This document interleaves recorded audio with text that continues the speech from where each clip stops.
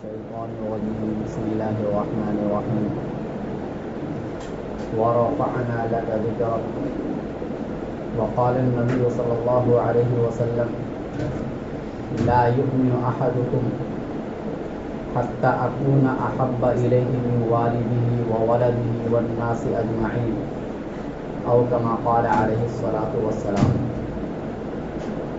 سامعین محترم اور معزز ساتھیوں، پچھلے ہفتے میں نے بہت تفصیل کے ساتھ حضرت عائشہ صدیقہ رضی اللہ تعالی عنہا سے نکاح پر جو اعتراض ہوئے تھے ان اعتراضات کا جواب عقلی انداز میں دیا تھا، جن کو سن کر ہر آدمی یہ فیصلہ کر سکتا ہے یہ نکاح نعوذ باللہ کسی خواہشات کی بنیاد پر نہیں ہوا تھا. اور اس کی سب سے بڑی دلیل یہی دیا تھا کہ اللہ کے نبی اپنی پوری جوانی کی زندگی 25 سال سے لے کر 50 سال تک صرف ایک بیوہ عورت پر حضرت خدیجۃ الکبریٰ رضی اللہ تعالی عنہا پر گزار دی، اور اس بیچ میں اللہ کے نبی صلی اللہ علیہ وسلم نے کوئی دوسرا نکاح نہیں کیا، اور وہ بھی ایک بیوہ عورت سے. یہ اس بات کی واضح دلیل ہے کہ اللہ کے نبی صلی اللہ علیہ وسلم کے دلوں میں نعوذ باللہ ان سب چیزوں کی خواہش نہیں تھی، جیسا کہ دوسرے لوگ اعتراض کرتے ہیں. اور عمر کا تقاضا ایک ایسی چیز ہے، کم عمر کی لڑکی سے شادی کرنا یا زیادہ عمر کی لڑکی سے شادی کرنا، اس کو دنیا کا کوئی انسان طے نہیں کر سکتا ہے کہ کس عمر کی لڑکی سے شادی کرنا زیادہ مناسب ہے، بلکہ یہ خود ہر لڑکی بتائے گی کہ میں نکاح کے عمر کو پہنچ گئی ہوں، اب میرے جسم کا یہ تقاضا ہے کہ میرا نکاح فلاں جگہ کر دیا جائے. یہی وجہ ہے کہ کسی ملک میں آپ دیکھیں گے 18 سال کی عمر ہے شادی کرنے کی، کسی ملک میں 22 سال کی عمر ہے، کسی ملک میں 20 سال کی عمر ہے، کسی ملک میں 14 سال کی عمر ہے. تو اگر جس ملک میں 18 سال کا قانون ہے اس ملک میں کوئی ایسی عورت آئے ایسی جگہ سے جہاں 14 سال کا قانون ہے اور وہ شادی کر کے آئے 14 سال کی عمر میں، تو اس ملک کا آدمی تو اس کو عیاشی بولے گا، لیکن اپنے ملک کے اعتبار سے 14 سال کی عمر میں شادی کرنا ان کا بالکل درست ہے. اسی طریقے سے ہمارے ملک میں 18 سال کا قانون ہے. اگر کوئی 18 سال کی عمر میں لڑکی شادی کر کے ایسے ملک میں جائے جہاں 22 سال کا قانون ہے، جیسے چائنا وغیرہ کے اندر، تو اس ملک کا آدمی تو اس عورت کو عیاشی بولے گا. وہ تو یہی بولے گا بھائی 18 سال کی عمر میں کوئی شادی ہوتی ہے، اصل شادی کی عمر تو 22 سال ہے. تو پتہ یہ چلا کہ شادی کی کیا عمر ہے یہ کوئی بھی انسان طے نہیں کر سکتا ہے. ہر عورت کا جسم بتلائے گا کہ اس کی شادی کی عمر ہوئی یا نہیں ہوئی، چاہے وہ 10 سال ہو، چاہے 12 سال ہو، چاہے 14 سال ہو، چاہے 20 سال ہو. اور ملک کے اعتبار سے بھی فرق پڑتا ہے. کسی ملک کی لڑکی جلدی تیار ہو جاتی ہے، کسی ملک کی لڑکی بہت بعد میں تیار ہوتی ہے. تو ملک کے اعتبار سے، کھانے پینے کے اعتبار سے، آب و ہوا کے اعتبار سے لڑکی کے جسم کے اوپر فرق پڑتا ہے اور لڑکا کے جسم کے اوپر بھی فرق پڑتا ہے. اس کے بعد مجھے بتلانا اس ہفتے یہ ہے کہ پھر اللہ کے نبی نے جو 11 شادیاں کی ہیں، آخر ان 11 شادیوں کی وجہ کیا ہے. تو اس کو اس طریقے سے سمجھنا ہے کہ اللہ کے نبی صلی اللہ علیہ وسلم کی 4 حیثیتیں ہیں. نمبر 1، اللہ کے نبی صلی اللہ علیہ وسلم بشر ہیں، انسان ہیں. نمبر 2، اللہ کے نبی صلی اللہ علیہ وسلم نبی ہیں. نمبر 3، اللہ کے نبی صلی اللہ علیہ وسلم آخری نبی ہیں. اور نمبر 4، اللہ کے نبی صلی اللہ علیہ وسلم نبی ہونے کے ساتھ ساتھ رسول بھی ہیں. یہ 4 بڑی بڑی ذمہ داری اللہ کے نبی صلی اللہ علیہ وسلم پر آتی ہیں. اب اللہ کے نبی صلی اللہ علیہ وسلم بشر ہیں، انسان ہیں. اس کا تقاضا تو یہ ہے کہ ہر انسان جیسے شادی کرتا ہے اللہ کے نبی صلی اللہ علیہ وسلم بھی شادی کریں. چنانچہ اللہ کے نبی صلی اللہ علیہ وسلم جو حضرت خدیجۃ الکبریٰ رضی اللہ تعالی عنہا سے جو شادی کی ہیں، وہ بحیثیت بشر ہونے کے، بحیثیت انسان ہونے کے، اللہ کے نبی صلی اللہ علیہ وسلم نے پہلی شادی 25 سال کی عمر میں 40 سالہ بیوہ عورت سے اللہ کے نبی صلی اللہ علیہ وسلم نے کی، اور 25 سال تک اللہ کے نبی ان کے ساتھ رہے۔ جب اللہ کے نبی صلی اللہ علیہ وسلم کی عمر 50 سال ہو جاتی ہے تو حضرت خدیجہ الکبریٰ رضی اللہ تعالی عنہا کا انتقال ہو جاتا ہے۔ ان کے انتقال کے بعد اللہ کے نبی صلی اللہ علیہ وسلم کی 4 بیٹیاں ہیں، ان میں سے 2 بیٹی حضرت ام کلثوم رضی اللہ عنہا اور حضرت فاطمہ رضی اللہ تعالی عنہا چھوٹی تھی، لہٰذا ان کی تربیت کا مسئلہ آیا اور نبی کے گھر کو سنبھالنے کا مسئلہ آیا، کیونکہ گھر کو بسانا بھی ایک ذمہ داری ہے، اور آپ صلی اللہ علیہ وسلم نبی ہو چکے ہیں، لہٰذا گھر کی بڑی ذمہ داری ہے کہ اللہ کے نبی صلی اللہ علیہ وسلم باہر کی تکلیفوں سے 2 چار ہیں۔ گھر میں اگر کوئی تسلی دینے والی عورت نہ ہو تو نبی کا دل ٹوٹ جائے گا۔ چنانچہ دوسری شادی اللہ کے نبی صلی اللہ علیہ وسلم ایک ایسی عورت سے کرتے ہیں جو عورت شروع میں اسلام لا چکی ہے، حضرت سودا رضی اللہ عنہا، اور جو حبشہ کی طرف ہجرت بھی کر چکی ہے، اور ان کے شوہر کا انتقال ہو گیا، ان کا بھی دل ٹوٹ گیا۔ اللہ کے نبی صلی اللہ علیہ وسلم ایک بشر تھے، اللہ کے نبی کو ضرورت تھی دوسرے نکاح کی، اور ایک ایسی عورت سے نکاح کی جس کا دل ٹوٹ چکا تھا ان کے شوہر کے انتقال ہو جانے کی وجہ سے، اور ان کو اپنے نکاح میں لائے تاکہ نبی کا گھر بھی آباد ہو اور نبی کی جو 2 چھوٹی بیٹیاں ہیں ان کی بھی تربیت اچھے طریقے سے ہو سکے۔ اور اگر آپ غور کریں گے تو حضرت خدیجہ الکبریٰ سے اتنی بڑی عمر میں جو شادی کی ہے، یعنی 40 سال کی عمر میں، اس کی بھی ایک وجہ یہ تھی کہ چونکہ اللہ کے نبی صلی اللہ علیہ وسلم نبی بننے والے ہیں 15 سال کے بعد، یعنی 40 سال کی عمر میں، اور نبی بننے کے بعد بہت بڑی ذمہ داری آئے گی، لہٰذا ایسے وقت میں ایک ایسی عورت کا ہونا ضروری تھا جو تجربہ کار ہو، جو ماحول کو سمجھتی ہو، تاکہ اللہ کے نبی صلی اللہ علیہ وسلم کو تسلی دے سکے۔ اور یہ بات حضرت خدیجہ میں پورے طور سے پائی جاتی تھی۔ یہی وجہ ہے کہ جب باہر کی تکلیفوں سے 2 چار ہو کر اللہ کے نبی آتے تھے تو حضرت خدیجہ الکبریٰ اپنے مال سے بھی مدد کرتی تھی اور اپنے وقت سے بھی مدد کرتی تھی اور تسلی بھی دیا کرتی تھی۔ لہذا یہ 2 شادی اللہ کے نبی صلی اللہ علیہ وسلم کی بحیثیت بشر ہونے کے اور اپنے گھر کو آباد کرنے کے لیے تھی، اور یہ شادی دنیا کا ہر انسان کرتا ہے۔ ابھی تک آپ کے نکاح میں گویا کہ ایک بیوی ہے، کیونکہ حضرت خدیجہ کا تو انتقال ہو چکا، اب حضرت سودا رضی اللہ تعالیٰ عنہا ہے۔ اب اللہ کے نبی صلی اللہ علیہ وسلم 10 سال نبوت کی زندگی گزار چکے ہیں، اب احکام بہت زیادہ اللہ کے نبی پر اترنے والے ہیں، اور نبی کے اوپر جو احکام اترے ہیں کچھ احکام وہ ہیں جو مردوں سے متعلق ہے، کچھ احکام وہ ہے جو عورتوں سے متعلق ہے، اور کچھ احکام وہ ہے جو نبی کے باہر کی زندگی سے متعلق ہے، اور کچھ احکام وہ ہے جو نبی کی گھریلو زندگی سے متعلق ہے۔ لہٰذا اللہ کے نبی چونکہ نبی ہیں، بحیثیت نبی ہونے کے اللہ کے نبی پر جتنے احکام اتر رہے ہیں ان تمام احکام کو امت تک پہنچانا یہ نبی کی ذمہ داری ہے۔ اب وہ ذمہ داری جو باہر کی زندگی سے متعلق وہ تو صحابہ کرام محفوظ کر لیں گے، اور نبی کے باہر کی زندگی سے یا گھر کے باہر کی زندگی سے یا مردوں کے جو مسائل ہیں ان مسائل کو صحابہ کرام تو محفوظ کر لیں گے، لیکن جو عورت سے متعلق مسائل ہے اور اسی طریقے سے جو گھریلو زندگی سے متعلق مسائل ہے ان مسائل کو محفوظ کرنے کے لیے ایک ایسی عورت کا ہونا ضروری تھا جو باہر کی زندگی سے متاثر نہ ہو اور جن کا ذہن بھی بہت زیادہ ہو، جو بہت ذہندار عورت ہو، جو بہت سمجھدار عورت ہو۔ اور ظاہر سی بات ہے کہ اس بات کو خود اللہ کے نبی صلی اللہ علیہ وسلم بھی طے نہیں کر سکتے تھے کہ ایسی کون سی عورت ہے جو باہر کی زندگی سے بھی متاثر نہ ہو، جو بہت ذہندار ہو، بہت سمجھدار ہو۔ چنانچہ خود اللہ تعالیٰ نے فیصلہ کیا کہ آپ کا نکاح حضرت عائشہ سے ہوگا، اور یہ بات 2 مرتبہ خواب میں اللہ تعالیٰ نے اپنے نبی کو دکھلایا کہ آپ کا نکاح اس عورت سے ہوگا۔ گویا کہ اللہ کے نبی جو حضرت عائشہ سے نکاح کر رہے ہیں یہ بذات خود اپنے رائے کے بنیاد پر نہیں کر رہے ہیں، بلکہ یہ اللہ کی طرف سے فیصلہ تھا اور اللہ کے نبی کو کرنا تھا۔ اور وہی ایک عورت ایسی تھی جو نابالغہ تھی 6 سال کی عمر میں، اور 9 سال کی عمر میں بالغ ہوتے ہی اللہ کے نبی صلی اللہ علیہ وسلم کے گھر میں رخصتی کرا دیا گیا تاکہ باہر کے ماحول سے متاثر نہ ہو.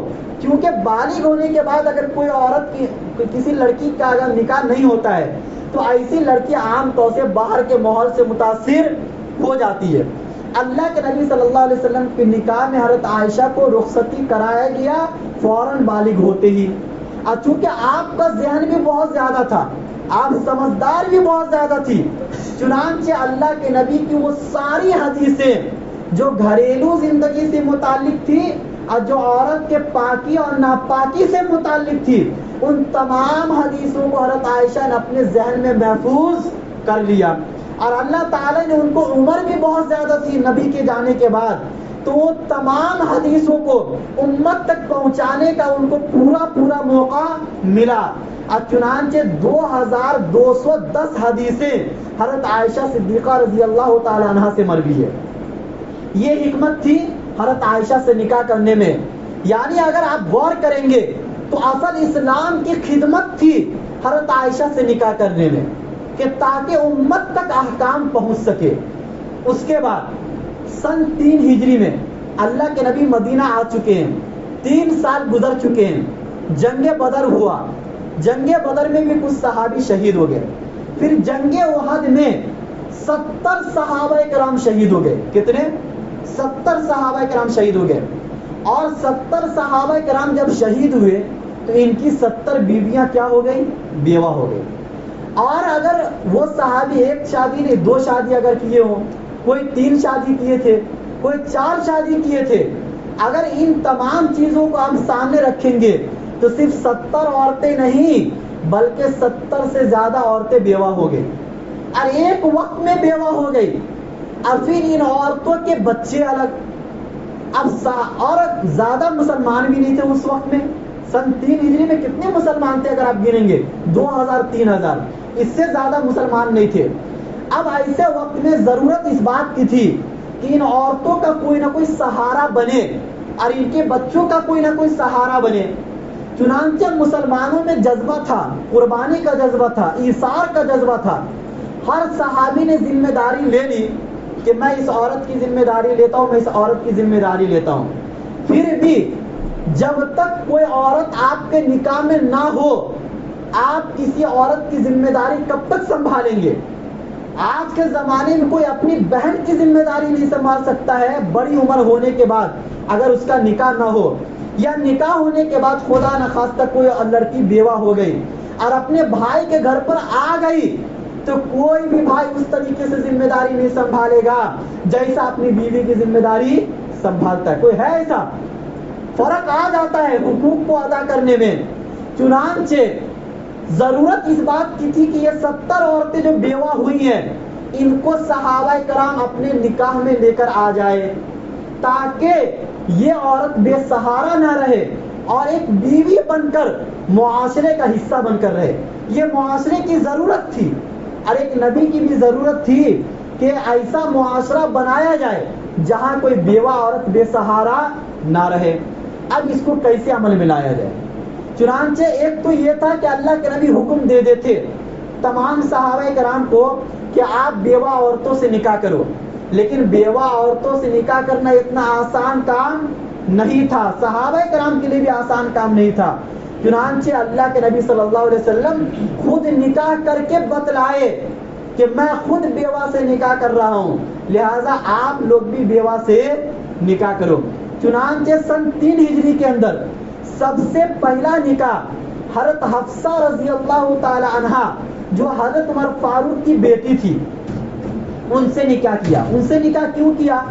حضرت عمر رضی اللہ تعالیٰ عنہ کی جو بیٹی حضرت حفصہ تھی ان کے شوہر شہید ہو گئے جنگ احد کے اندر.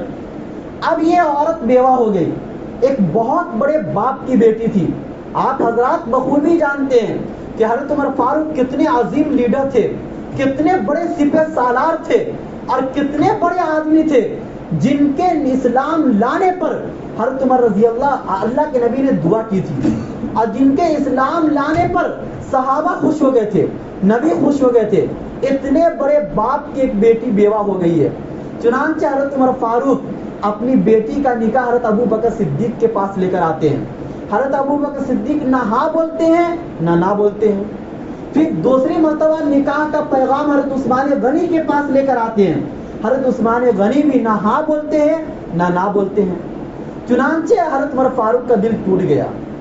اللہ کے نبی کے پاس شکایت لے کر آئے کہ میں 2 بڑے آدمی کے پاس اپنی بیٹی کا نکاح لے کر گیا, یعنی بیٹی کے نکاح کا پیغام لے کر گیا تھا, لیکن ان دونوں نے نہ ہاں بولا نہ بولا.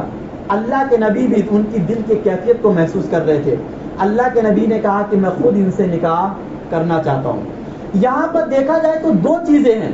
ایک تو ایک بیوہ عورت سے نکاح کر کے امت کو پیغام دینا کہ آپ بھی بیوہ عورتوں سے نکاح کرو, چونکہ اس وقت میں بیوہ عورتیں بہت ہو گئی تھی. اور دوسرے حضرت عمر فاروق کا جو دل ٹوٹ رہا تھا اور جن کی اسلام میں بہت بڑی قربانی تھی اور آگے چل کر بہت بڑی قربانی حضرت عمر فاروق دینے والے تھے, ان کے دل کو مانوس کرنا اور ان کی دل جوئی کرنا بھی اس نکاح کے اندر اللہ کے نبی صلی اللہ علیہ وسلم نے ایک حکمت کو چھپا کے رکھا تھا. چنانچہ سن 3 ہجری کے اندر حضرت حفصہ رضی اللہ تعالیٰ عنہ سے اللہ کے نبی صلی اللہ علیہ وسلم نے نکاح کیا. ابھی تک اللہ کے نبی صلی اللہ علیہ وسلم کی زندگی میں کتنی عورتیں ہیں؟ ایک حضرت سودا رضی اللہ عنہ, ایک حضرت عائشہ, ایک حضرت حفصہ. ابھی تک 3 ہی بیوی ہے. اور اللہ کے نبی صلی اللہ علیہ وسلم مدینہ میں آ کر 3 سال ہو چکا ہے. اب اللہ کے نبی کو دنیا سے جانے میں صرف 7 سال باقی ہے, صرف 7 سال, کیونکہ سن 10 ہجری میں اللہ کے نبی دنیا سے جا چکے ہیں. اب سن 3 ہجری میں دوسری نکاح جو اللہ کے نبی صلی اللہ علیہ وسلم نے کیا حضرت زینب بنت خزیمہ رضی اللہ تعالیٰ عنہ سے. یہ وہ عورت ہے جس سے ایک آدمی نکاح کیا تھا, اس نے طلاق دے دیا. پھر دوسرا نکاح ایک دوسرے صحابی نے کی اور وہ بھی جنگ احد میں شہید ہو گئے. اور یہ وہ صحابیہ عورت ہے جنہوں نے اسلام کے لیے بہت قربانی دی تھی. حبشہ کی طرف انہوں نے ہجرت کی تھی اور مدینہ کی طرف بھی انہوں نے ہجرت کی. 2 ہجرت ان کی زندگی میں تھی. اب یہ عورت بیوہ ہو گئی. اللہ کے نبی صلی اللہ علیہ وسلم نے ان کی دل جوئی کے لیے ان سے نکاح کیا, لیکن یہ عورت اللہ کے نبی صلی اللہ علیہ وسلم کے نکاح میں صرف 2 سے 3 مہینہ رہی اور دنیا سے چلی گئی. ابھی بھی اللہ کے نبی کی نکاح میں کتنی عورت ہے؟ صرف 3 عورت ہے بس. سن 3 ہجری گزر گیا, سن 4 ہجری آیا, یعنی مدینہ آنے کے بعد 4 سال گزر چکے ہیں اور اب 6 سال سے نبی صلی اللہ علیہ وسلم کو دنیا سے جانے میں باقی ہے. اور ابھی تک اللہ کے نبی کی نکاح میں کتنی عورتیں ہیں؟ صرف 3 عورتیں ہیں. جبکہ عام مسلمانوں کو کیا حکم مل چکا تھا کہ 4 عورتیں رکھ سکتے ہیں. آج بھی اجازت ہے, لیکن ابھی تک اللہ کے نبی کے نکاح میں کتنی عورتیں ہیں؟ 3 عورتیں. ان باتوں کو اپنے ذہن میں بیٹھاؤ, یہ آپ کو جواب دینے میں کام آئے گا. لوگ دھڑلے سے اعتراض کر دیتے ہیں 11 عورتوں سے نکاح کیے. ذہن میں کیا آتا ہے کہ شروع سے 11 عورتوں سے نکاح کیے, حالانکہ ایسا نہیں ہے. اور ہر نکاح میں ایک حکمت ہے جو میں بتا رہا ہوں. 5واں نکاح اللہ کے نبی صلی اللہ علیہ وسلم حضرت ام سلمہ رضی اللہ تعالیٰ عنہ سے, جو حقیقت میں 4تھی بیوی ہے, حضرت ام سلمہ رضی اللہ تعالیٰ عنہ. ان سے نکاح کیوں ہوا؟ یہ حبشہ کی طرف ہجرت کی. ان کے شوہر تھے حضرت ابو سلمہ رضی اللہ تعالیٰ عنہ. حبشہ کی طرف ہجرت کرنے کے بعد جب ان کو معلوم پڑا کہ لوگ مدینہ کی طرف ہجرت کر رہے ہیں, تو یہ بھی مکہ آئے. اب مکہ سے مدینہ کی طرف ہجرت کرنے کا ارادہ کیا. ان کے شوہر تو ہجرت کر گئے مدینہ کی طرف, اور ان کے گھر والے نے ان کو روک لیا.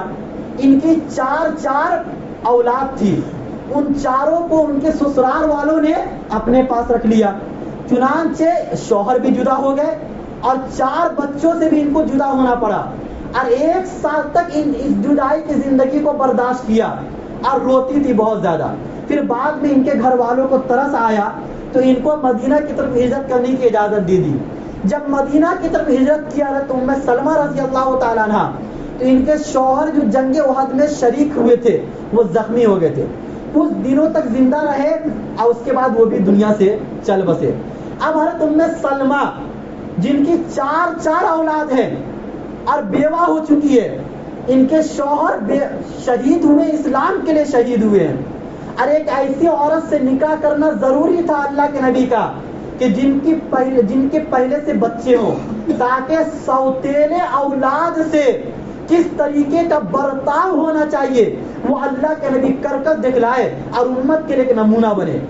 چنانچہ اللہ کے نبی حضرت ام سلمہ رضی اللہ تعالیٰ عنہ سے سن 4 ہجری میں شادی کرتے ہیں اور ان کے چاروں بچوں کی پرورش اس انداز میں کر کے دکھلاتے ہیں اور امت کو ایک پیغام دیتے ہیں کہ آپ کا نبی، آپ کا پیغمبر ایک ایسی عورت سے نکاح کرتا ہے جن کے 4 بچے تھے اور ان چاروں بچوں کی پرورش کر کے اللہ کے نبی نے دکھلایا ہے۔ چنانچہ اب جا کے اللہ کے نبی کے نکاح میں 4 عورتیں ہوتی ہیں۔ سن 4 ہجری گزر چکا، سن 5 ہجری کے اندر اللہ کے نبی صلی اللہ علیہ وسلم داخل ہو گئے۔ اب اللہ کے نبی کو جانے میں کتنا سال باقی ہے؟ صرف 5 سال باقی ہے، اور ابھی تک اللہ کے نبی کے نکاح میں کتنی عورتیں ہیں؟ صرف 4 عورتیں ہیں۔ سوچو تو صحیح، اب چونکہ اللہ کے نبی کی ایک حیثیت خاتم النبیین ہونے کی ہے، اب میں وجہ بتا رہا ہوں۔ حضرت زینب بنت جہش رضی اللہ تعالیٰ عنہ سے جو اللہ کے نبی نے نکاح کیا، آخر کیوں کیا ان سے؟ 5واں نکاح کیوں کیا؟ کیونکہ حضرت زینب رضی اللہ تعالیٰ عنہ کا نکاح حضرت زید بن حارثہ سے ہوا تھا۔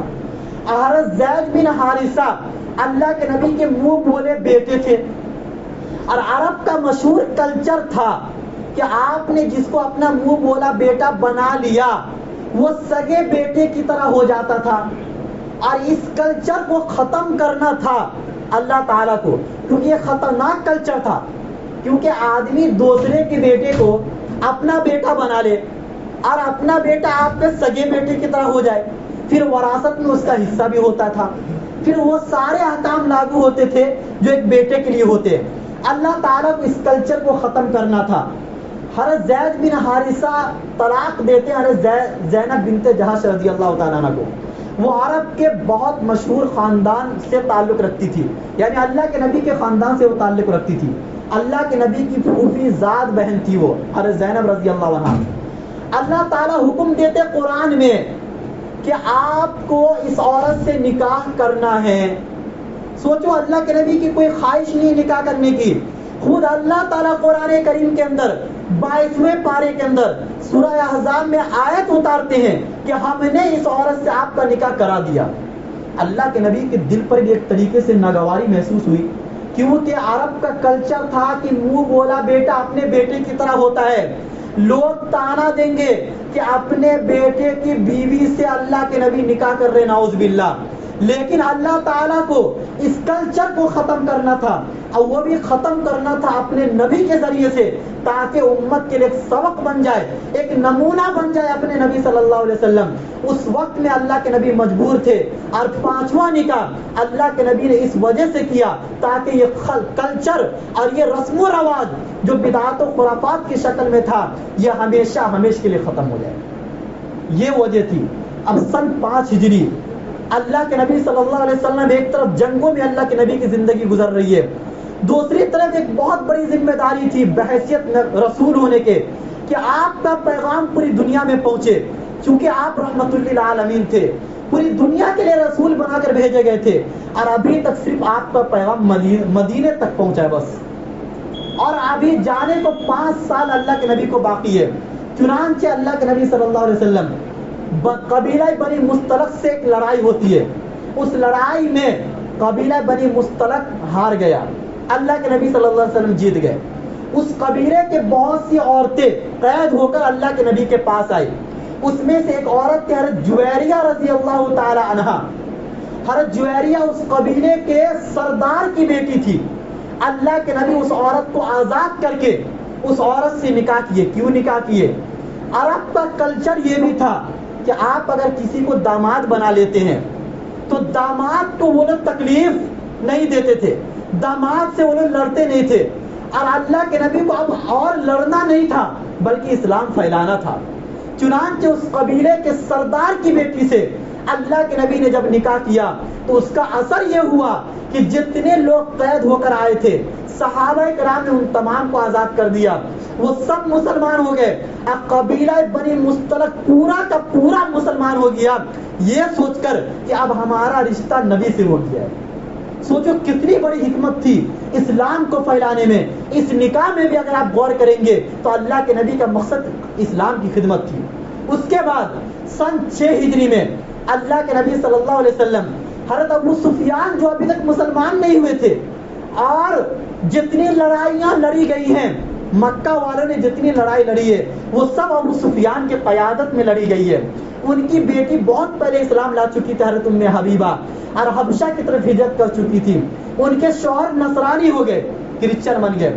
اللہ کے نبی ان کی دلجوئی کے لیے سن 6 ہجری کے اندر جب ان سے نکاح کرتے ہیں تو ابو سفیان اس کے بعد اپنی لڑائی کا سلسلہ ختم کر دیتے ہیں، اور اس کا اثر یہ ہوا کہ مکہ والوں کا دل نرم ہوتا چلا گیا اور بہت سارے لوگ دھڑا دھڑ اسلام میں آتے چلے گئے۔